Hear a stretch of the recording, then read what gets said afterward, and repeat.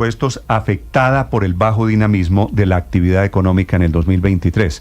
Es decir, menos actividad económica, por supuesto, menos impuestos. ¿No, Marcela? Así es, Néstor. Por eso es que el impacto se siente a través del impuesto a la renta de las empresas, porque hoy las empresas están pagando impuestos sobre sus ganancias del año 2023. Como esas ganancias fueron más bajas, pues obviamente lo que están pagando al final del día cuando van a hacer las cuentas en la DIAN, pues es menor de lo que estaba esperando el gobierno. El gobierno, hay que decirlo, Néstor, le tiene las velitas encendidas a lo que va a pasar con las personas naturales en agosto, es decir, ya en apenas unos 15 días comienzan los vencimientos para personas naturales y se espera un incremento muy fuerte de los impuestos para quienes ganan arriba de los 9 o 10 millones de pesos. Algunos analistas estiman que el incremento de la factura final puede ser de entre Marcela, el 20 y el 25%. Eso es lo que quiero decir. Pueden seguir subiendo Néstor, los impuestos, pueden buscar plata debajo de las piedras. La única manera de mejorar la situación es generando crecimiento económico. Esa teoría de que con más impuestos se mejora la situación de las finanzas públicas, esa teoría es de los años 80. Quedó demostrado desde entonces que no mejoraba la economía con más impuestos, así que esperemos. Muy grave el informe de esta mañana, repito, de la Contraloría, denunciando la abrupta caída. Premiaron al director de recaudo tributario, ¿no? Al director de impuestos, que ahora es el ministro de Comercio actual. El responsable cayó para arriba. El responsable de los impuestos ahora es uno de los jefes de los motores de la economía. Sí, Néstor, para ponerlo en números muy concretos, debería haberse recaudado 157 billones y se han recaudado 126. Es decir, faltan, haga la resta, 31 billones de pesos que no se recaudaron. No, ese hueco. Eso es un hueco enorme. Y ese hueco no se compensa con una reforma tributaria. Se está agravando, atención, el paro de taxistas. En segundo saludo al alcalde de Bogotá. Señor Víctor, rápidamente. No, rápidamente se necesitará, y por eso lo dice el Comité de la Regla Fiscal, otro tijeretazo adicional a los 20 billones de pesos que ya recortaron para este año. No estamos pensando todavía en el próximo año. El tijeretazo sería de esa cifra que menciona Aurelio, 31 billones de pesos adicionales a los 20 que ya se están recortando, o si no, Colombia, Néstor, podría incumplir con las obligaciones de la regla fiscal. Y eso que este es el gobierno eficiente. 7 de la mañana, 2 minutos en Blue Radio.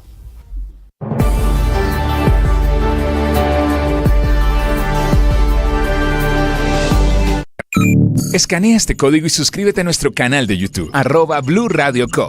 Y disfruta y participa de la programación de Blue Radio. Blue Radio, le ponemos cara a la radio. Blue Radio, la alternativa.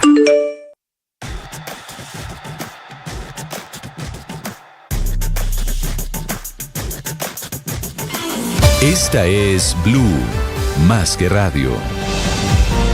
Carlos Fernando Galán es el alcalde mayor de Bogotá, enfrentando esta mañana este problema del paro de taxistas que afecta muy seriamente diferentes zonas de Bogotá, especialmente al sur. Señor alcalde, bienvenido a Blue Radio, buenos días. Buenos días, Néstor, a todo el equipo de Blue Radio, a los oyentes que nos acompañan, gracias por esta oportunidad. Alcalde, tenemos unas imágenes terribles de la gente movilizándose, caminando por la calle 80, pero digo especialmente al sur, en donde la gente está soportando los bloqueos con cierto nivel de estoicismo, porque están afectando especialmente el transporte público. ¿Qué reporte tiene usted del paro de los taxistas esta mañana en Bogotá, señor alcalde? Bueno, Néstor, nosotros desde ayer, obviamente, esto fue un paro que fue anunciado desde hace varios días, hace varias semanas inclusive. Los preparamos, tenemos un equipo pues en diferentes puntos, pero el reporte que recibí inicialmente esta mañana hacia las 5 de la mañana es que había puntos como la calle 80 por el puente de Guadua, la autopista sur, en Usme también, en la calle 13, de bloqueos. Yo le he pedido a la policía, pues ahí tenemos un equipo de gestores en todos los puntos, tanto de gestores de gobierno como de movilidad, como de seguridad, para que cumplamos los protocolos en lo que tiene que ver con levantar esos bloqueos, iniciando con un diálogo, pero cuando se agotan las instancias de diálogo, proceder con la fuerza pública. Y así ha sido la instrucción que le he dado al general Gualdrón. Ya se procedió en el caso de la 80, se abrió un carril, se está procediendo en el caso de la autopista sur y en el caso también de Usme. Hemos visto también, Néstor, vandalismo, afectaron unos buses del SITP, les pincharon las llantas para que quedaran bloqueando la vía. Eso obviamente, todo eso va a ser sancionado. Nosotros tenemos que garantizar la protesta, pero esta protesta no puede por ningún motivo generar ese tipo de situaciones donde se afectan los derechos de millones de bogotanos y bogotanas que quieren ir a su trabajo o a estudiar. Por eso, pues, la instrucción es respetar la protesta, pero actuar en el marco de la ley para restablecer el orden y desbloquear las vías de entrada y salida de Bogotá. Sí, alcalde, esta información básicamente es la misma que yo tengo aquí en Blue Radio, los problemas en la 80, los buses pinchados. ¿Hay alguna clase de interlocución o esto va a ser levantando bloqueos y deteniendo a los que pinchan los buses, alcalde? ¿Cómo va a ser en todos los puntos de la alcaldía? A ver, la alcaldía y la Secretaría de Movilidad tienen un diálogo permanente con los gremios del taxismo. Los taxistas, por ejemplo, desde el mes de enero entraron en diálogo con la Secretaría de Movilidad. Ha habido mesas el 9 de febrero, el 17 de abril, el 9 de mayo, de diferentes temas. Usted sabe que ellos, por ejemplo, algún sector importante ha manifestado sus inquietudes por el tema de la operación de vehículos que no son taxis y que cumplen en cierta forma o buscan cumplir ese tipo de servicio. Obviamente eso no lo permite la ley vigente en Colombia y a nosotros nos corresponde actuar. Hemos impuesto más de 6.400 comparendos por eso, es los vehículos que se conectan a las plataformas, básicamente, y que no son taxis y que no han pagado. Yo entiendo la frustración de los taxistas cuando dicen, nosotros pagamos un cupo para poder operar y hay otros que no pagan nada y operan lo mismo que nosotros. Eso no se puede permitir. Ahora, nosotros no hemos operado en términos de vigilar, de hacer control, pero también usted sabe, Néstor, tenemos miles responsabilidades adicionales en el tema de la seguridad. La policía no puede estar exclusivamente dedicada a eso, tiene que trabajar en eso y lo estamos haciendo, pero tenemos otros retos. Entonces nosotros sí pedimos al gobierno nacional que regule esto, pero no aceptamos que las vías de hecho sea el camino para eventualmente forzar una actuación de los servidores públicos. Eso no se puede permitir. Alcalde, cuando ustedes en la alcaldía se sientan a hablar durante este semestre con los taxistas, ¿qué es lo que piden ellos exactamente? Bueno, pues son diferentes cosas. Ellos, hemos tenido diálogo sobre ese tema de ejercer control sobre la ilegalidad y aquellos vehículos que no cumplen, obviamente, lo que está estipulado en la ley para poder funcionar como servicio de transporte público individual. Eso es un tema principal. Hemos tenido eventualmente otros temas en diálogo, cómo trabajamos, por ejemplo, en el uso de la tecnología, digitalización de la tarjeta de control, la gestión de la entidad frente a, como le menciono, la ilegalidad, el tema de normatividad de la tarjeta de operación y la tarjeta de control. Son muchos temas, pero principalmente sabemos que lo que inquieta a una mayoría de quienes se dedican a manejar taxis y son propietarios de los taxis en Bogotá es ese tema de esos vehículos que no cumplen. Y yo entiendo esa preocupación, pero el camino es que el gobierno nacional regule esto como le corresponde, uno, y dos, con el Congreso, y dos, pues que garanticemos también los derechos de los demás. Cada vez que ellos quieren hacer esto, no pueden llegar a bloquear a millones de bogotanos que quieren ir al trabajo o a estudiar. Sí, alcalde, cada vez que yo hablo del tema de los taxistas, de la protesta, me comienzan a escribir los taxistas y me dicen, pero es que el cupo que nosotros pagamos por tener un taxi es muy alto. Y los señores que están afiliados a Uber, los de las plataformas, no pagan cupo. Ustedes en este diálogo con los taxistas han pensado en el tema de los cupos, de crear cupos nuevos, que son los mismos cupos, yo no sé hace cuánto, hace 30 o 40 años, creo que son 50.000 cupos taxistas en Bogotá. Es que yo creo que eso no se arregla, Néstor, con el tema de los cupos, se arregla con una regulación donde se crea algún mecanismo de compensación a los taxistas por cuenta de que ellos pagaron ese cupo pues para poder entrar, pero eso es un tema de la regulación nacional, eso no nos corresponde a nosotros como autoridad local, a nosotros nos corresponde ejercer control, lo ejercemos, hemos impuesto, como le decía, más de 6.400 comparendos. Ahora, tenemos un reto, Néstor, este año particularmente, es que cada vez tenemos más obras en Bogotá. Ahorita tenemos 480 frentes de obra abiertos. Tenemos que garantizar que la ciudad se siga moviendo y eso implica planes de mitigación por el impacto de las obras, planes de manejo de tránsito, y no podemos tener solamente a los agentes de tránsito y a la policía dedicados a ese control que ellos piden. Lo hacemos, pero tenemos que hacer otros controles también y otras acciones para que la ciudad se siga moviendo. Entonces lo que nosotros pedimos es que se mantenga el diálogo, se abra ese diálogo con la nación, principalmente que es la responsable, pero que no apelen a las vías de hecho y mucho menos apelen al vandalismo como está ocurriendo en este momento en Usme. Alcalde, las imágenes son impresionantes de la gente que está intentando llegar a sus casas, los puentes peatonales completamente colapsados, la gente corriendo intentando poder conseguir un cupo en el articulado de Transmilenio. Y escuchábamos más temprano a Hugo Ospina darle la orden, o por lo menos invitando a las personas, a los taxistas, a que sacaran sus carros, incluso si estaban en pico y placa. ¿Ustedes tienen a estas horas, alcalde, alguna idea de si hay carros y cuántos carros en pico y placa hay en Bogotá hoy? Bueno, en este momento está precisamente la Secretaría de Movilidad con el equipo de la Secretaría de Gobierno y Seguridad con la policía trabajando en el análisis de lo que está ocurriendo en cada punto y tomando las medidas en cada punto. Eso seguramente lo informaremos en un rato, pero repito, nosotros vamos a sancionar como corresponde a todo aquel que, por ejemplo, bloquee una vía. Tenemos cámaras para detectar quién lo está haciendo, se va a proceder a sancionar como está estipulado en la norma, y también aquellos que obviamente apelaron al vandalismo, como lo hemos visto en el caso de Usme, pues también se va a proceder a que eso sea sancionado como corresponde. No vamos a aceptar ese tipo de actuaciones y eso no puede quedar impune, porque Bogotá no puede someterse siempre que hay eventualmente una inquietud de parte de un sector a las vías de hecho y afectar los derechos de los millones de bogotanos que quieren llegar a su trabajo. Alcalde, desde la administración de Bogotá, ¿se puede hacer algo para resolver alguna o varias de las peticiones de los alcaldes, de los taxistas, o esto necesariamente es un resorte del gobierno nacional? ¿Esto se puede resolver vía decretos, o qué tendría que pasar en la práctica para resolver algunos de estos inconvenientes y nivelar la cancha? Porque es lo que piden los taxistas. Ellos creen que están trabajando en una cancha que no está a favor de ellos y sí a favor de quienes prestan servicios ilegales. A ver, nosotros ejercemos control y hacemos cumplir la ley, y eso es lo que nos corresponde, digamos, en este momento, el marco legal vigente en Colombia. Yo entiendo la preocupación que ellos tienen y la petición que hacen de cambiar la normatividad de alguna forma para regular eso bien y que haya un tipo de compensación por lo que ha implicado esa cancha, como usted lo menciona, desequilibrada. Estoy de acuerdo con esa cancha, digamos, esa cancha que hay que nivelar, porque eso no puede seguir así. Pero eso no nos corresponde a nosotros. De parte nuestra no podemos ejercer control, lo vamos a seguir ejerciendo en el marco también de otras responsabilidades que tenemos en seguridad, particularmente en Bogotá, pero ya en términos de lo que corresponde a esa problemática de las plataformas y los vehículos que se conectan a plataformas y que no pagaron cupo y que no cumplen las reglas que cumple un vehículo de transporte público individual, no nos corresponde a nosotros sino a la nación.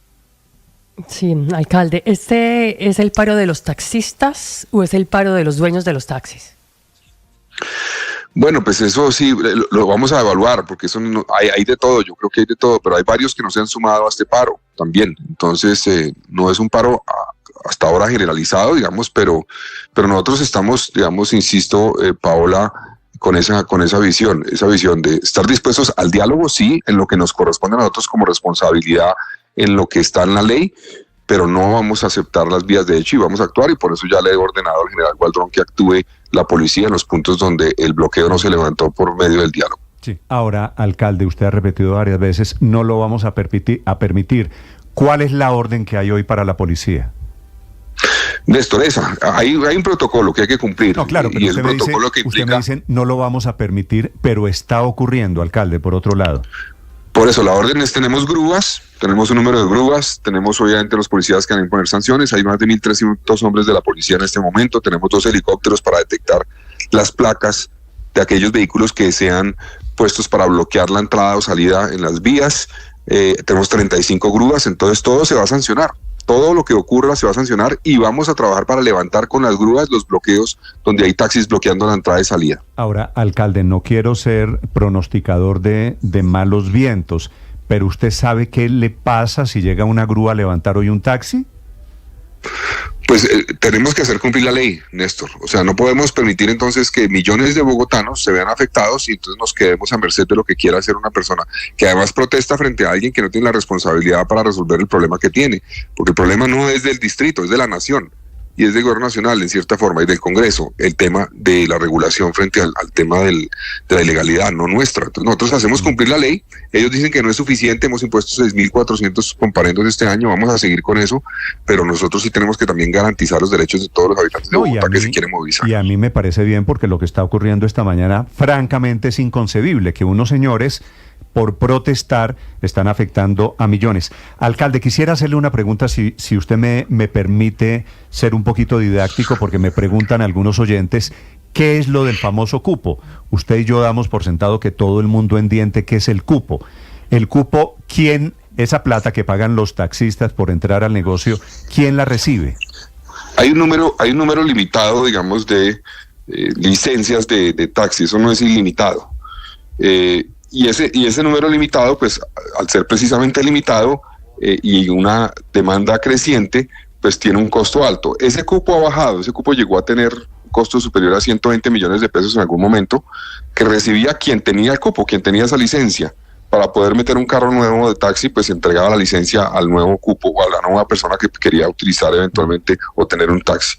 Eso ha bajado seguramente por cuenta de lo que ellos mismos están protestando hoy, por la presencia de vehículos que operan en la ilegalidad, prestando un servicio de transporte individual que no está permitido por ley. Entonces, como hay más oferta, digámoslo así, entonces ya no es tan atractivo tener un cupo de taxi.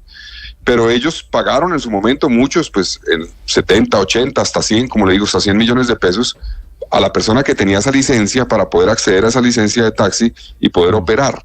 Entonces, es básicamente ese mercado, eso sí se puede, digamos, vale la pena abrir una discusión con la Nación a ver cómo podemos cambiarlo, pero en el fondo, la clave, Néstor, es repensar todo el sistema para compensar y que todo aquel que quiera prestar un servicio de transporte público individual lo haga cumpliendo unas reglas, por ejemplo, de tipo de vehículo, cumpliendo reglas en tipos de seguro, todas esas cosas que hoy no cumplen quienes no tienen eventualmente la licencia. Sí, alcalde, ese cupo es un negocio entre privados.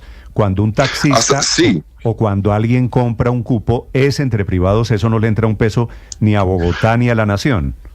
No, originalmente las licencias pues las otorga el Estado originalmente, pero cuando ya sale de ahí, ya el negocio es entre privados, como usted menciona. Uno adquiere, o la persona adquiere una licencia para operar como taxista o como taxi un vehículo que ya tiene otro, entonces se lo compra a otra persona. Sí, y eso se volvió la lotería, ¿no? Porque el que tiene un cupo de un taxi, pues lo revende y cree que se ganó la lotería. Alcalde, usted se reunió ayer con el presidente Gustavo Petro. ¿Hablaron de este tema? Que es, usted ha insistido en esta entrevista que es un tema que no le corresponde solucionar a usted, sino a la Nación. ¿Lo tocaron de alguna manera? No, ayer no tocamos este tema, Néstor. Ayer hablamos sobre el reto que tiene Bogotá y la región central en términos de energía, porque Bogotá y la región, digamos oriental, tiene un reto en términos de garantizar en los próximos 2 años la energía que va a poder abastecer la demanda. Bogotá hoy tiene, por ejemplo, y la región central, una capacidad instalada, pues que es levemente por encima de la demanda. Sin embargo, en términos de energía, tenemos operando, por ejemplo, Termosipa, casi que 24/7 opera Termosipa. Eso es una de las, digamos, generadores de energía que más contaminan. El cálculo que tenemos es que la contaminación que genera Termosipa al mes es el equivalente, digamos, a lo que se genera con los carros de Bogotá, más de 10, casi 15 días operando, todos los carros de Bogotá, es para que se hagan una idea. Sí. Entonces, pues en la transición energética tenemos que avanzar en que se pueda garantizar que se terminen las redes de transmisión que van a permitir traer de otros sectores del país energía para satisfacer la demanda de Bogotá. Entonces ahí el gobierno se comprometió a ayudarnos y avanzar en lo que le corresponde a ellos para que se agilice ese trámite y lo que es relativo a las redes de transmisión y podamos tener en 2026 ese punto. Y el segundo punto fue el tema, Néstor, de residuos. Bogotá tiene el reto porque el esquema actual termina en febrero del 2026. Eso requiere obviamente presentar la propuesta del nuevo esquema más de 1 año y medio. Lo vamos a presentar en unos 3 meses a la CRA para revisión del nuevo esquema. Sin embargo, si bien nosotros consideramos... Residuos quiere decir basuras. Sí, exactamente. Sin embargo, si bien nosotros estamos sintonizados con la necesidad de avanzar a un sistema que privilegie el reciclaje, que privilegie, por ejemplo, un manejo distinto de los residuos orgánicos, que no se vayan al relleno sanitario, una inclusión verdadera de los recicladores. Todo eso lo compartimos. Vemos que la regulación actual vigente, sobre la cual tenemos que presentar el modelo, porque lo tenemos que presentar en cuestión de 3 meses, no permite en cierta forma avanzar realmente en esos aspectos. Entonces, le pedimos al Gobierno Nacional que se avanzara en eso, porque eso le corresponde a la CRA, en el marco regulatorio, para poder promover que avancemos hacia la meta de ir reduciendo lo que se lleva realmente al relleno sanitario y promoviendo el reciclaje. Entonces, ese es el segundo punto, y el gobierno pues se comprometió a evaluar qué medidas pueden tomar desde el gobierno para agilizar esos procesos de regulación y facilitar el nuevo esquema de aseo en Bogotá. Alcalde, y el hecho de que hayan hablado de energía y de basuras quiere decir, ¿ya quedó superado el tema del metro? ¿De ese tema no hablaron? ¿De remodelación o reconstrucción, de rediseño de la primera línea? No se habló del tema, y yo creo, Néstor, que como dirían, eso ya se fue así, ese proyecto ya se fue así. Ya tenemos casi 36% de avance. Vamos a iniciar la construcción de columnas en la Caracas en las próximas semanas. El proyecto pues ha venido avanzando con la instalación de lo que se llaman las vigas lanzadoras. Ya inició la semana antepasada la construcción del viaducto, es decir, la conexión entre columnas con las vigas en U. Ese proyecto está avanzando a buen ritmo, y el único atraso que tenía significativo, que era el de la 72 con Caracas, se está resolviendo, y esa obra de ese punto va a ser entregada en octubre. Entonces, ese proyecto va bien y se fue así. ¿De seguridad hablaron algo con el presidente? Sí, tuvimos un diálogo breve sobre seguridad, sobre la problemática particularmente del tema de celulares, de homicidios en Bogotá, y el Gobierno Nacional pues nos ha prometido una ayuda en términos de pie de fuerza adicional.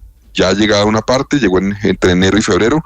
Esperamos que en los próximos meses lleguen unos 400 más, y la meta es que en el plan 20.000 que tiene la Policía Nacional pues pueda Bogotá recibir un número significativo para fortalecer las capacidades que tenemos. Es el alcalde Galán con el reporte de Bogotá esta mañana. Desafortunadamente, la verdad, una ciudad muy traumatizada, muy bloqueada por cuenta de la protesta de los taxistas. Alcalde, gracias por contarnos y por acompañarnos esta mañana.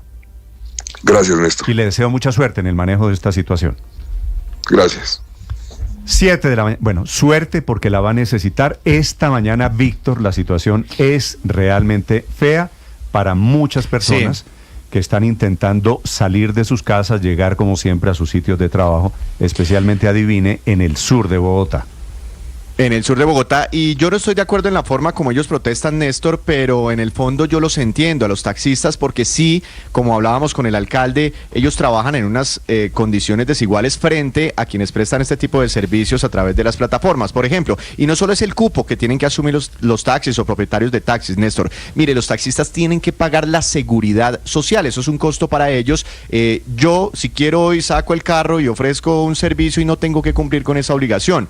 Por ejemplo, a los taxistas les toca renovar el pase, Néstor, cada 3 años. Yo lo tengo que renovar cada 10 años y puedo ir con mi carro y ofrecer un servicio y listo. ¿Sí? Entonces, digamos como que la competencia no está bajo las mismas condiciones. Si yo quiero tomar un taxi de aquí a mesitas del colegio, ese señor taxista Víctor, tiene que pagar una planilla costosísima. Una planilla al salir. Víctor, entiendo y el eso. señor particular no la tiene que pagar. Víctor, yo y también. por eso, Néstor, el gobierno les Víctor, promete un subsidio para la gasolina y les incumple. No me lo venda porque ya le compré. Yo creo que ellos tienen un punto. Usted da en el clavo en unas cosas en que los taxistas se sienten maltratados, de acuerdo. ¿Usted cree que esa punta de pinchar llantas de Transmilenio, cómo se les va a arreglar el problema? ¿Usted cree que es bloqueando la ciudad como ellos? No, pero no se lo han solucionado tampoco, Néstor. Padre, es decir, yo estoy de acuerdo en que ese no es absurdo que estemos tratando de pelear contra la tecnología que es tan dominante en el mundo entero, y eso ya lo han resuelto varias ciudades, Néstor. Mire, en Ciudad de México, que también tenían un esquema parecido al de los cupos, porque tiene razón Víctor al decir que, imagínese que usted tiene un carro que vale 100 millones de pesos, pero el cupo vale otros 50 o 70, pues usted tiene 170 millones de capital rodando contra el que tiene solo 100 que va por las plataformas. Entonces, claro que es desigual como por donde usted lo mire. Y lo que hicieron en Ciudad de México fue establecer un esquema en el cual los que operan plataformas pagan un porcentaje a la Ciudad de México, y con ese porcentaje se le compensa a los taxistas lo que representaba el valor del cupo. Hay muchísimos esquemas de regulación, pero tiene razón el alcalde Galán que eso pues no lo puede hacer un alcalde. El alcalde administra generalmente los temas que no atiende la nación, y pues esa regulación va al Congreso y es la única forma de solucionar algo que realmente es desigual, pero que sería absurdo seguir peleando contra la tecnología. Esta pelea de los taxistas, usted se acuerda, Víctor, en el gobierno Juan Manuel Santos, es decir, hace 9 años. No, pues es que nombraron a Germán Vargas Lleras para arreglar el problema. Sí, no pudo Santos, no pudo Germán Vargas Lleras, no pudo el más Duque, alto nivel, no está pudiendo. Y en campaña, ¿se acuerda usted del presidente Gustavo Petro? Fue y se subió y se montó en un taxi y hay una foto muy famosa y prometió resolverles muchos de esos se han montado en taxis. Pero yo sí le digo que a mí me pierden,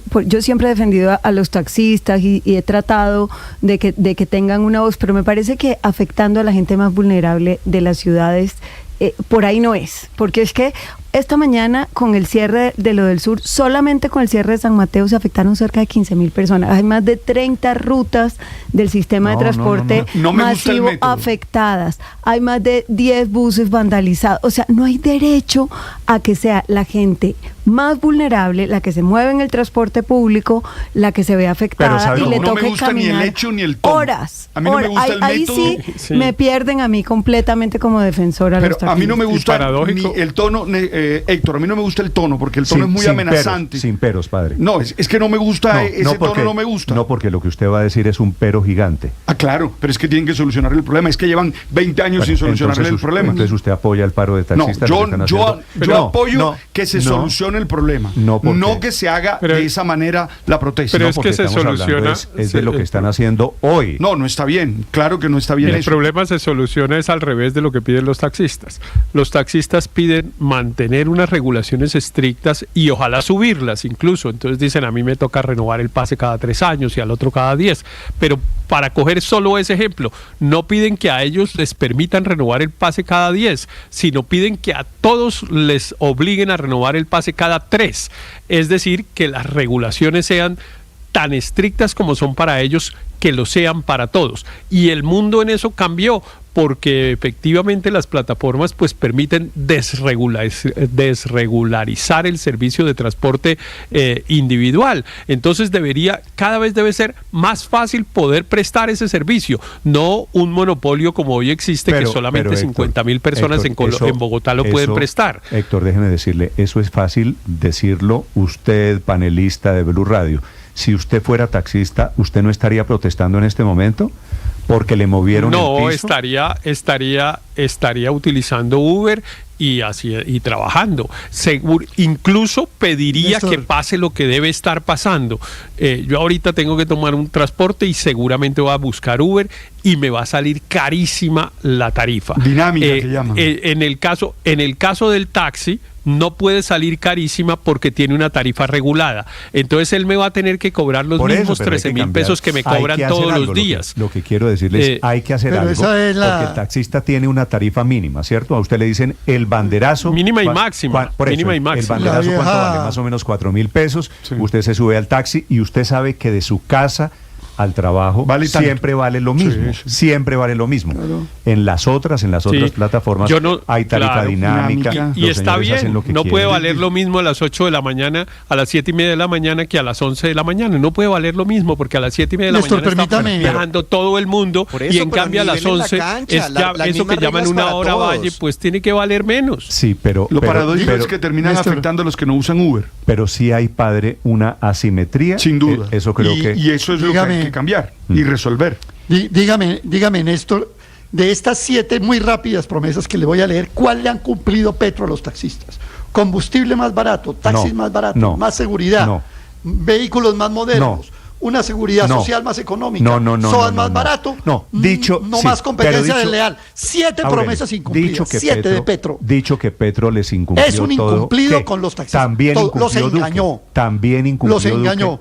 Sí, o sea, no hubo cambio. Aurelio, Engañó Duque. igual a los anteriores, no hubo cambio. A mí me preocupa que los pobres alcaldes tienen que ir a conjurar todo este desorden y el incumplido Petro está sentado en un avión tranquilo rumbo a París, a irse para el Sena, mientras aquí se están sufriendo en las ciudades las dificultades fruto de sus promesas incumplidas, de su engaño, de su demagogia de campaña. Oiga, Néstor. Y la gente caminando 3 horas, no hay derecho. Petro ha incumplido, pero le repito, saque a Petro de esta ecuación porque los gobiernos lo han intentado, la verdad, desde hace 10 años. Todos. Y ninguno ha podido. Ninguno. Néstor, pues es que yo estaba haciendo memoria. ¿Cuánta gente está vinculada a las plataformas de transporte? ¿Alguien tiene el dato? Luis Ernesto, ¿usted sabe cuánta gente hay hoy en las plataformas? Pero hay 8 millones, según el DANE, hay 8 millones de usuarios en Colombia de plataformas. O sea,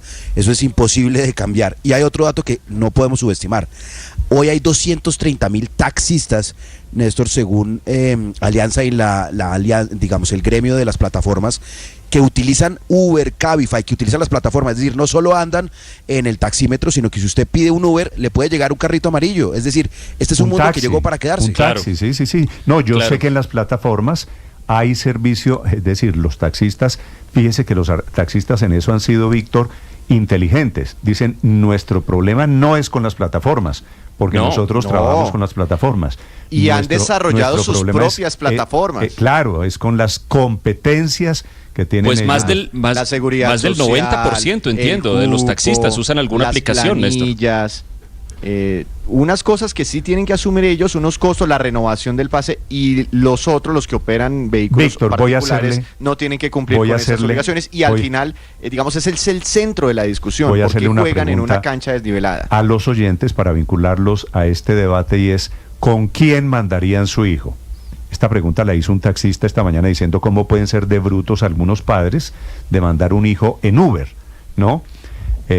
Yo no sé si los padres de familia hoy mandan a sus hijos en Uber o en un taxi, porque esta escena de los taxistas vandalizando el sistema de transporte público no les hace mucho bien. La cuenta Blue Radio Com y cuenta Néstor Morales para quien quiera hablar sobre seguridad, sobre transporte público, sobre taxis, sobre plataformas, sobre los problemas que hay esta mañana en estas ciudades. Ya comienza a sentirse el efecto del paro de taxistas muy fuerte en Bogotá. Andrés. Yo a un hijo o a un ser querido, Néstor, pues hijos no tengo, pero un ser querido lo mandaría ya sea en Uber o en un taxi que use alguna aplicación. ¿Por qué? Porque es que las aplicaciones, la tecnología proveen un nivel de seguridad, de capacidad de rastrear, de ver dónde está la persona, si ya lo dejaron o algo así, que el servicio tradicional de taxi no tiene. Y oponerse a eso es absurdo. Imagínense que los de los periódicos salieran a bloquear la 26 y la avenida Boyacá, a exigir que se acabaran las noticias digitales o ese tipo de cosas. Mire que yo estaba recordando, Néstor, que en esta discusión aquí llevamos más o menos 10 años, y al principio, cuando empezó, todo el tiempo recordábamos que había conflictos similares en otras ciudades del mundo. Ahora no. La mayoría de ciudades del mundo han logrado encontrar una manera de resolver este problema, que no es la manera que pretenden los taxistas, es eliminar la tecnología y volver al siglo pasado. Aquí no hemos logrado. Andrés, me escribe una oyente, y yo creo que tiene razón, María Consuelo, y me dice, están cogiendo el tema por donde no es. Esto no es el tema de cupos y no es el tema de competencia. Me dice esta oyente, aquí el tema para tomar la decisión de si usted manda a su hijo o toma un Uber, padre, usted toma un Uber o un taxi. Me dice el tema es seguridad, atención, tranquilidad, conocimiento y profesionalización. Y métale otra, limpieza. Sí, bueno, eso es profesionalización, supongo. Entonces usted lo que quiere es llegar seguro, ¿cierto? Sí. La música. Lo que quiere es que no le pongan el vallenato a todo volumen. Lo que quiere es que el taxista o el señor de Uber, el que sea, que me pongan Blue cuando venga inmediatamente. Conozca la ciudad, sepa por dónde le lleva, no lo tumbe, se porte como un profesional. Y allí es donde está la clave para decidir cuál servicio es mejor. Si pagó cupo, si es blanco, si es verde. Eso tal vez no le importa tanto a los oyentes. Yo creo que esta oyente, doña Paula, tiene toda la razón. 7:33 Claro, pero el tema de los cupos sí debería también estudiarse, Néstor. Es que es increíble que en Bogotá tengamos los mismos taxis que en el gobierno de Jaime Castro, que fue quien adoptó el número de 50.000 cupos. Y desde entonces pues tenemos ese mismo cupo. Y claro, por supuesto, que entonces hoy son insuficientes. En Bogotá en ese momento teníamos algo así como 3 millones de habitantes y hoy tenemos 8 millones. ¿Las sirve el mismo número de taxis precisamente precisamente por ese privilegio que se logró con el tema del cupo y por eso llegó a valer 120 millones de pesos. Pero lo absurdo es que tengamos ese mismo número de vehículos que pueden prestar ese servicio para más del doble de la población. Yo no entiendo bien por qué los alcaldes, el alcalde lo desechó inmediatamente cuando usted le preguntó que si pensaba abrir cupos. No entiendo por qué no lo hacen. Entre otras cosas, podrían cobrar. Los 50.000 cupos iniciales los regalaron, pero el alcalde de Bogotá podría decir... Héctor, ¿quién se mete en el negocio del taxismo hoy si tiene la competencia al lado que no paga cupos? Bueno, pues haga la... Claro, entonces hay que pero por eso mismo vale la pena. Abra los cupos a ver qué pasa. Esa pregunta la responde la demanda. Usted dice, yo voy a asignar 10.000 cupos y cada uno me paga 50 millones. A ver cuánto le compran. Y le aseguro que se acaban en un día esos 10.000 cupos. Si usted coge un carro y no paga cupo, pues lo mete a Uber y hace exactamente lo mismo y se ahorra los 50 o los 70 o los 100. Pero mire que por eso ese tema del cupo nos lleva a la pregunta de si esto es un paro de los taxistas o de los dueños de los taxis. Porque es que finalmente los taxistas, Néstor, también estarían interesados en que no haya tales cupos. Los taxistas también usan muchas veces plataformas digitales. Padre, por ejemplo, en su Santa Marta, yo sé que allí no hay Uber, pero en Santa Marta hay InDriver y muchísimos taxis están prestando servicios a través de InDriver. Aquí la guerra no es contra la tecnología, ni mucho menos. Aquí sí es contra unas prácticas que vienen del pasado por cuenta de unos dueños de unos taxis que no son los taxistas, que son los interesados en que precisamente no puedan cambiar las cosas tal y como están. Yo todavía no estoy seguro que esto sea un paro, Paola, como dice usted, de dueños, porque es que los que pagan los platos rotos también son los taxistas. Aquí hay dueños y por supuesto hay taxistas. Lo cierto es que el modo no es el correcto. Señor. El modo no es el correcto, porque terminan afectados los que no usan Uber. Esas personas rotos, que acaba de señalar María Consuelo no son los que usan Uber. Entonces, caminando 2 horas para llegar al trabajo, no hay derecho. Obvio que eso hay que rechazarlo, pero yo sí creo que Paola tiene razón. Los taxis, Héctor, tienen su propia aplicación. Sí. Me escribe don... Sí, pero la gente no la toma, es una de las aplicaciones. Porque la gente tiene en la cabeza unas Taxis Libres tiene aplicaciones. Taxis Libres, Easy Taxi, Cabify son las plataformas. Pero por ejemplo donde llega un extranjero a Colombia y pues no busca una aplicación que se llama Taxis Libres. Ese es un problema de recordación, de marca. Mire usted que aquí hemos hablado de Uber, hay como 40 aplicaciones que prestan el mismo servicio, pero siempre hemos hablado de Uber, pues porque esa marca pues se ganó la competencia entre todos. Pero miren, Néstor, lo que le iba a decir es que yo creo que Paola tiene razón, porque una de las cosas que no ha pasado con los taxis, o ha pasado muy poquito, es que el dueño del taxi le exige al conductor eso que llaman un producido diario, que es que le dan el carro por 12 horas y le cobran 80.000 pesos fijos. Y claro que ellos hoy están ganando menos porque pagan la gasolina más cara, también porque hay competencia de Uber, y los 80.000 siguen intactos. Entonces, cuando lo que debería ocurrir es que los 80.000 han debido pasar a 60.000. El negocio se volvió menos rentable, pero para los dueños de los taxis sigue siendo igual. Entonces, para el conductor se vuelve insostenible, y por eso realmente el problema es con los dueños de los taxis, que mantienen unas condiciones de rentabilidad que hoy son insostenibles. Dueños, pero también taxistas que me están escribiendo y me dicen, yo no soy el dueño, pero también estoy en el paro en este momento. Bogotá bloqueada. Hay 14 rutas de Transmilenio que están bloqueadas, informa el sistema de transporte mire que también público. Las plataformas... 737. Luis Ernesto, la última, por favor. Las plataformas también requieren regulación. Hay muchas personas que se quejan, pues conductores de plataformas o en taxi o en carro particular, y dicen, mire, a veces el pasajero puede ofertar una tarifa que está muy por debajo incluso del costo del combustible y nos toca agarrarla porque no hay nada más en el mercado. Así como en los taxis hay una tarifa mínima, pues en las plataformas también debería existir. Ahora falta regulación. Han intentado para los taxistas, Víctor, crear una tarifa de transporte de gasolina, de combustibles diferente. Néstor, no ¿sabe hace cuánto les prometieron eso? Hace un año. Sí, un año. Y era un subsidio a los combustibles que en teoría era, pues el gobierno lo vendió así, muy fácil de implementar. En ese momento desactivaron un paro pero les han incumplido. El gobierno, dice usted, el eficiente gobierno nacional. En ese momento el entonces ministro de Transporte salió en moto y se puso un casco. Me acuerdo. Sí. Pero esto lo han prometido, María Consuelo, todos los ministros de Hacienda, de Transporte, presidentes, vicepresidentes, todos han ofrecido una solución y hoy nuevamente estalló el problema. Caótica la situación esta mañana de movilidad, 7:38 en Mañanas Blue.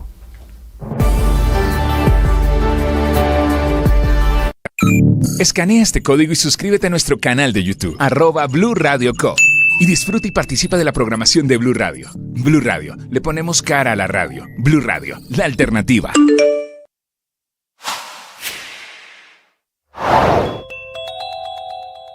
Uno de los coletazos del escándalo más sonado de corrupción de los últimos tiempos, el de la Unidad Nacional de Gestión de Riesgo, tocó, por supuesto, la paz total, exactamente la mesa del ELN a la que habrían intentado llevar recursos de esa unidad para salvar lo poco en lo que habían avanzado. Y aunque desde el presidente Petro, las cabezas de la delegación negociadora del gobierno lo han negado, las revelaciones de Olmedo López han generado un ruido que hoy amplifica uno de los integrantes del equipo negociador, José Félix Laforí, que propone cancelar o frenar unilateralmente los diálogos con el ELN hasta tanto se esclarezca si hubo o no intención de desviar o de llevar recursos a Arauca, donde este grupo ilegal tiene una altísima presencia. Y parece una idea poco probable para recuperar la credibilidad y la confianza, aunque en la técnica los diálogos están congelados desde hace 4 meses por la crisis declarada por los comandantes de esa guerrilla, que decidieron no avanzar en la reanudación del cese al fuego porque el gobierno no cumplió con ese fondo multidonante que acordaron tendría financiación del Estado colombiano.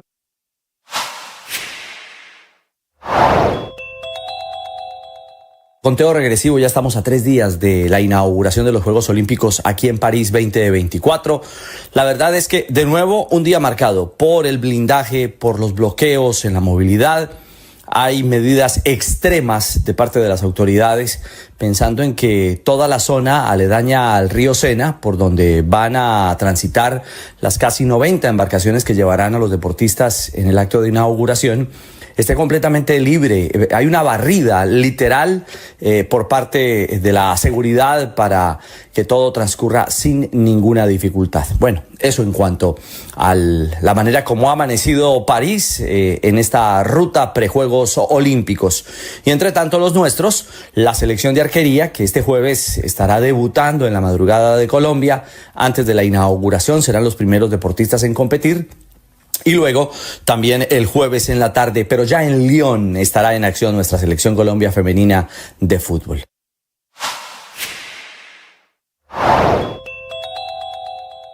Incertidumbre por el futuro del grupo Nutresa, conglomerado de alimentos más grande del país y uno de los mayores jugadores en todo el continente, con presencia en 19 países, 47 plantas de producción y 52% del mercado colombiano de alimentos. Parece partir cobijas tras anunciar además hace apenas unos 2 meses la recepción de ofertas internacionales por unidades del negocio por separado, es decir, por compañías puntuales, que es además lo que suele suceder cuando un banquero y un fondo de inversión compran una compañía de alimentos.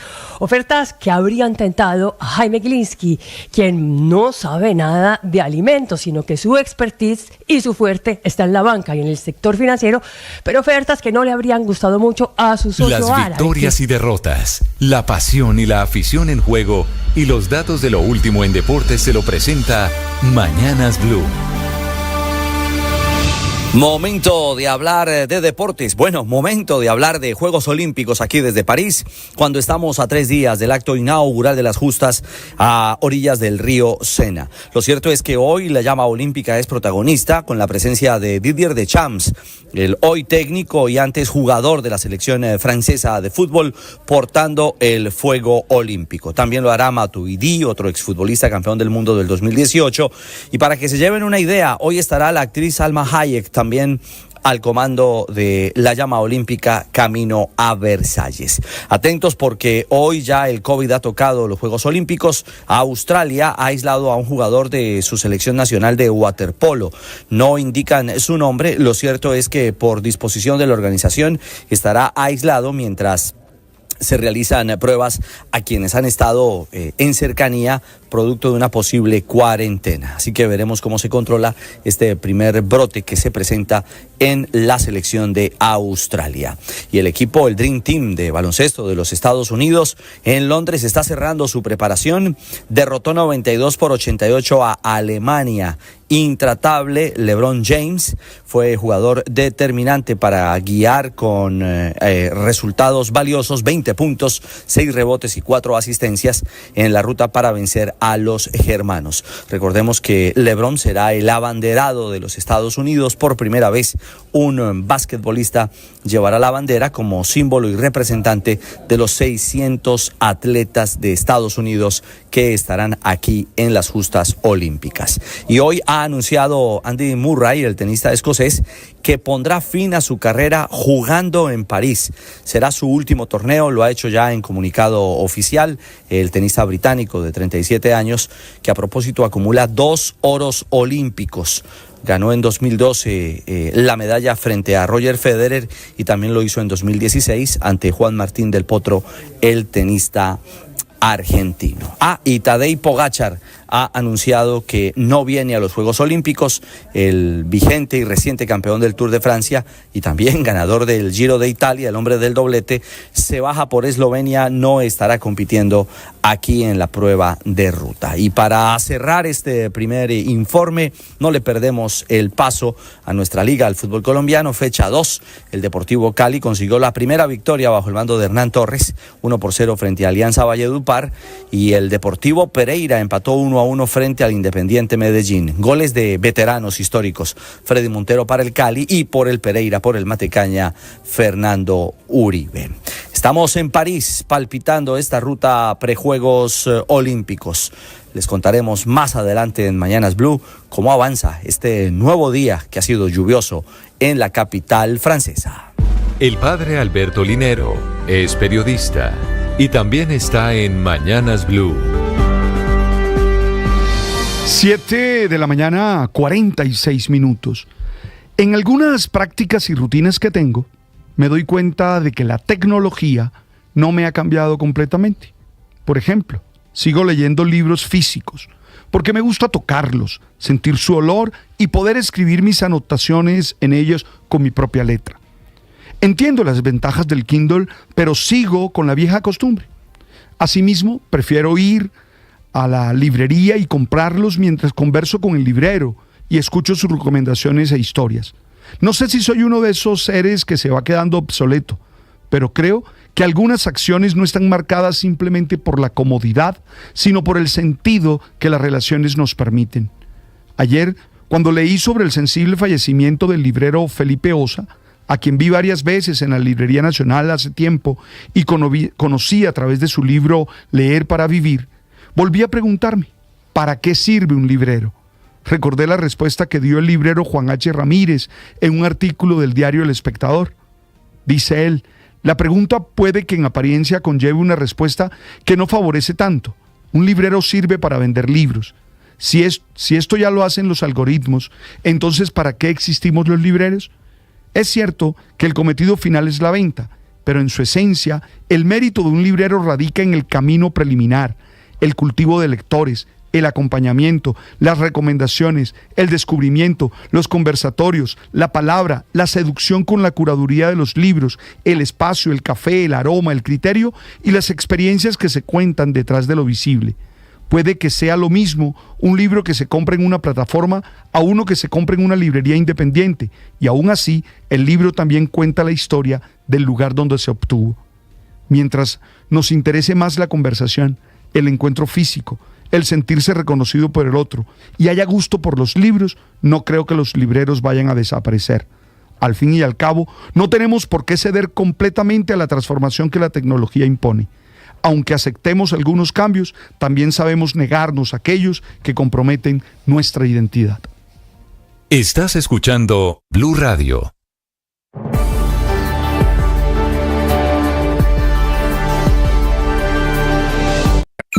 Escanea este código y suscríbete a nuestro canal de YouTube, @Blue Radio Co. Y disfruta y participa de la programación de Blue Radio. Blue Radio, le ponemos cara a la radio. Blue Radio, la alternativa.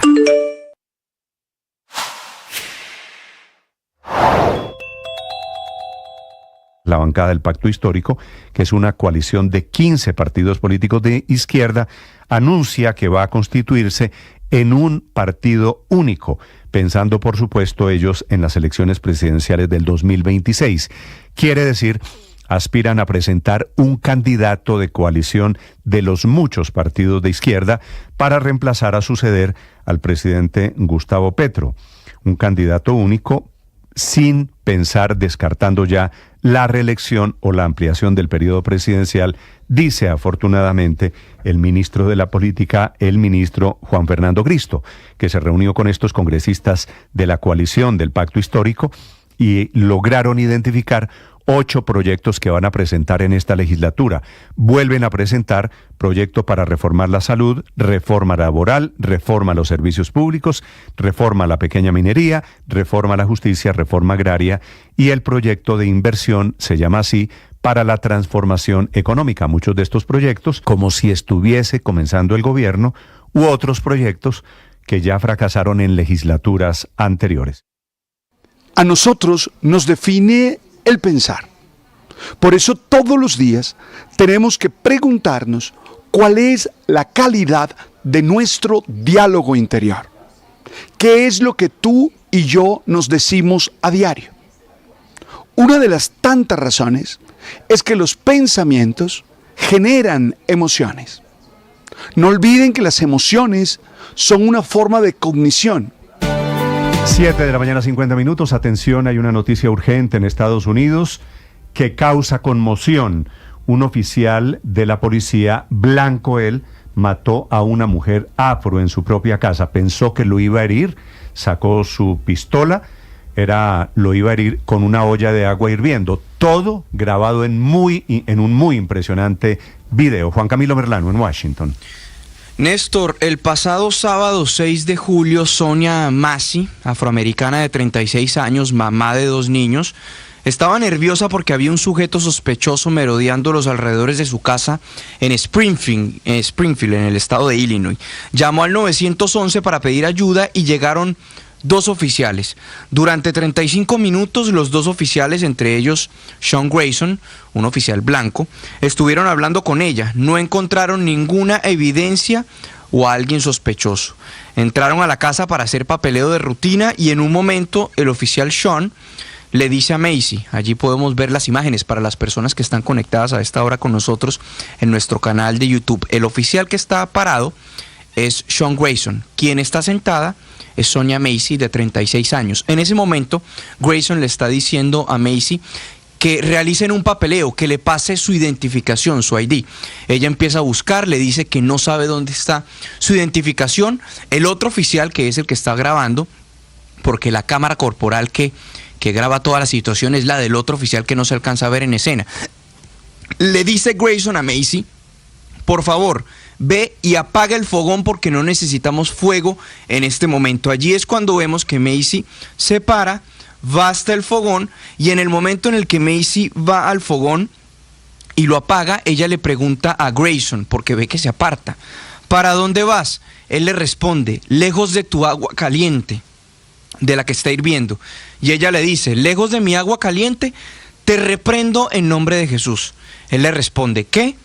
Y le reitera a la mujer, te reprendo en el nombre de Jesús. Allí es cuando el oficial le increpa y le dice con groserías que más le vale que no, porque le volará la cabeza si lo hace.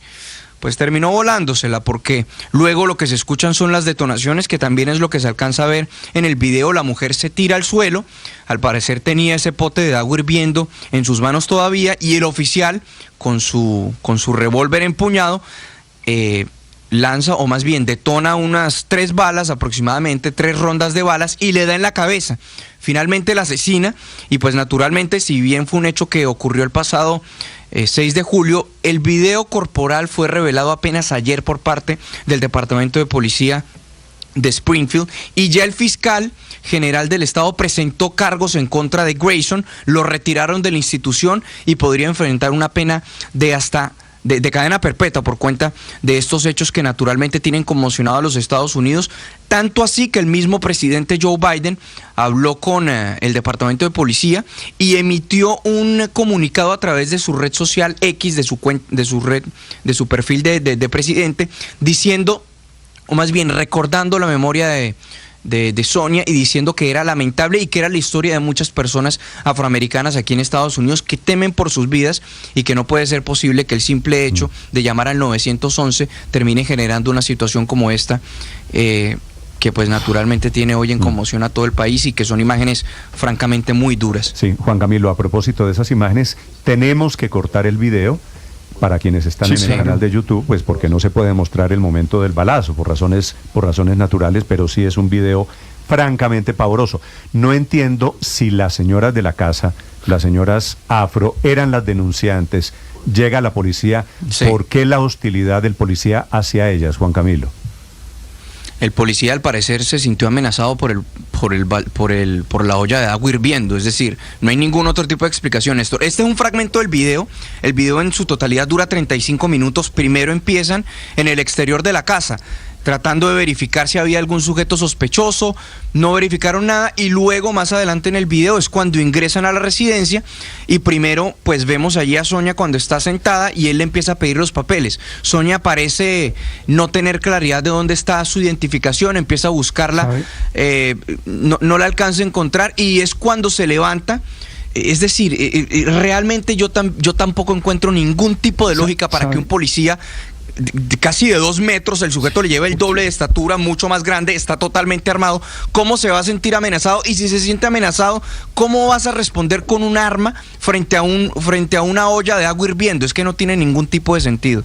Sí, esto solo tiene una explicación, ¿sabe por qué? Padre, que es porque racismo. Claro, la puro desgracia es que los negros somos siempre sospechosos. Esa es la desgracia. Bueno, sospechosos aquí. Esa es la desgracia, siempre. Mire, tristemente ella llamó porque se sentía en riesgo, creía que alguien estaba merodeando y miren que terminó todo. Una tragedia y racismo total. Y ese policía, afortunadamente hay video y ese policía va a pagar, no sé si cadena perpetua, pero muchos años de cárcel. 7:55 minutos y atención, hay otra noticia de última hora. La policía en Italia está confirmando, la policía en España está confirmando esta mañana un caso de agresión del embajador colombiano en Roma, que es el embajador que sirve a la FAO, Armando Benedetti, un caso de agresión de Benedetti hacia su esposa. Ricardo Ospina. Néstor, efectivamente se presentó el episodio el pasado domingo 30 de junio en horas de la noche en un apartamento, en una residencia privada en la capital española, en donde el hoy embajador de Colombia ante la FAO, Armando Benedetti, de acuerdo con las denuncias, habría agredido verbalmente a su esposa Adelina Guerrero. En ese momento, la policía hizo presencia en el lugar. La situación, de acuerdo con el reporte inicial que recibió la policía de Madrid, pudo haber llegado incluso a una agresión física. Por fortuna hubo algunos presentes en ese episodio que evitaron que llegara hasta ese punto. Sin embargo, la policía se hizo presente en el sitio de la agresión verbal, que puede ser considerada eventualmente por la justicia española como violencia de género por parte del embajador de Colombia ante la FAO, Armando Benedetti. Este episodio además tiene una arista que es relativamente importante, porque Benedetti aparentemente iba a ser conducido por la policía española para responder por lo que había ocurrido, y él apela a la inmunidad diplomática, a que él no puede ser detenido porque es embajador de Colombia ante un país de la Unión Europea y no puede ser capturado. Las autoridades españolas se comunicaron con la representación diplomática de Colombia en Madrid, que efectivamente confirmó que Benedetti tiene esa inmunidad, o por lo menos que es representante diplomático de Colombia, en este caso ante la Organización de Naciones Unidas para la Alimentación, como es la FAO, con sede en Roma, y lo dejó en libertad. Sin embargo, la policía tiene abierto un expediente en contra del hoy embajador Armando Benedetti por la denuncia que hizo su esposa. Todavía, digo todavía, aunque podría ser por no mucho tiempo, porque lo que hemos conocido es que podría eventualmente iniciar un proceso de divorcio por posibles agresiones y violencia de género. fue radicada esta denuncia justamente ante esa unidad, que es una unidad especializada en las autoridades españolas frente a lo que significa servicio de atención a mujeres víctimas de violencia de género. Allí fue radicada la denuncia en contra del embajador Armando Benedetti. La denuncia la presenta la esposa de Benedetti, Adelina Guerrero. El detalle contra Armando Benedetti. El detalle adicional, Néstor, es que las autoridades colombianas fueron informadas del episodio ocurrido, repito, el pasado 30 de junio. Por canales diplomáticos, tanto la Cancillería como la Presidencia de la República tuvieron información del episodio, Ricardo, de agresión cometido por el embajador Benedetti contra su esposa Adelina Guerrero. Nos comunicamos con el embajador Benedetti, quien prefirió no referirse al tema. Él niega que haya ocurrido, a pesar de que las evidencias demuestran lo contrario, incluso la investigación que adelanta la policía española, y dijo que por ahora no se pronunciará al respecto. ¿Pero no lo negó tampoco? No, él dice que no es cierto, obviamente lo niega, él dice que no pasó. Bueno, pero fue informada la Cancillería colombiana, fue informada la Presidencia de la República, el gobierno colombiano sobre el tema. Ricardo, tengo dos preguntas.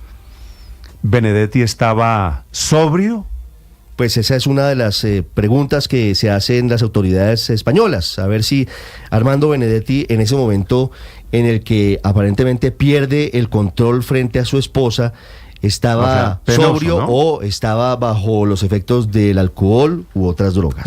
Esto es episodio, si el de Estados Unidos padre era de racismo puro y duro, este es de machismo grosero. Pero Néstor, si los colombianos todos escuchamos... La segunda pregunta que tengo, Ricardo, es: ¿la inmunidad diplomática se puede alegar para un caso de violencia intrafamiliar, para un caso estrictamente personal como este? Es una gran pregunta. La violencia, la inmunidad diplomática tiene excepciones y hay que analizar caso. Yo soy diplomático y le puedo cascar a mi esposa impunemente. Ni a sus hijos. Los derechos, por ejemplo, de los niños, niñas y adolescentes están por encima de la inmunidad diplomática. O sea, inmunidad diplomática no es impunidad para estos efectos. Y tiene unos casos y existen sentencias en donde efectivamente se demuestra que los derechos de personas en vulnerabilidad prevalecen sobre la inmunidad diplomática. Que es el caso de la señora. Los colombianos todos escuchamos cómo se porta Armando Benedetti con las mujeres por las notas de voz que compartieron y que se filtraron, donde se refería de la manera más desplicente y grosera y burda contra una mujer que integra el gobierno. Pues, y eso es en notas de voz. Usted se lo puede imaginar en persona y en un altercado familiar.